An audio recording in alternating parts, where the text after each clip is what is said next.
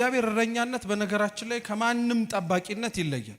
ቅዱስ ዳዊት እግዚአብሔርን እረኛዬ ነው ብሎ ሲጠራው እንደ ምድራዊ ከብቶችን እንደሚጠብቁ እረኞች ያልሆነ እረኛ እንድንሆንም ጭምር እንድናውቀው ነው። ምድራዊ የሆኑ እረኞች በጎቻቸውን የሚፈልጉትን እንዳያደርጉ፣ እነሱ የሚፈልጉትን ግን እረኞቹ እንዲያደርጉ ያዟቸዋል። ምናልባትም የማያደርጉ ከሆነ ይመቷቸዋል። ከዛም አልፎ ደግሞ ከበጎቻቸው መካከል የነሱን ሐሳብና ፍላጎት የማያራምዱ ከሆኑም ጭምር ቢጠፉም አይገዳቸው። እግዚአብሔር ግን እንደዚህ አይነት እረኛ አይደለም። በነገራችን ላይ አዞን ባንሰማውም ይጠብቀናል፣ ብንሰማውም ይጠብቀናል። ከረኛው በተለየ መልኩ ደግሞ ሸሽተን ኮብልለን ከቤቱ ብንርቅ ደግሞ በዱላ ሳይሆን አቅፎ ነው የሚሸልመን፣ አቅፎ ነው ወደ ቤቱ የሚመልሰን።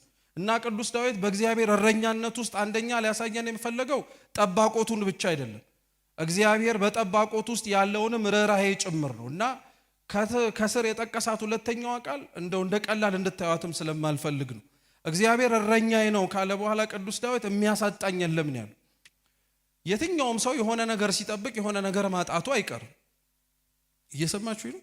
የሆነ ነገር ሲጠብቅ የሆነ ነገር አገኛለሁ ሲል ወይም የሆነ ሰው ሲጠብቀው ወላጆች ልጆቻቸውን ከክፉ ነገር ሲጠብቋቸው የወደዱትን ክፉ ነገር ባለማድረጋቸው ብቻ እንኳን መጠበቅ ብቻ ሳይሆን እነሱም ተከልክለናል ብለው ሊያዝኑ ይችላሉ።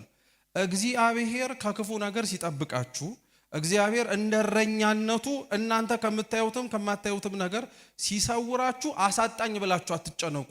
በእግዚአብሔር እረኛነት ውስጥ ምን የሚደረግ ነገር የለም፣ የምታጡት ነገር የለም።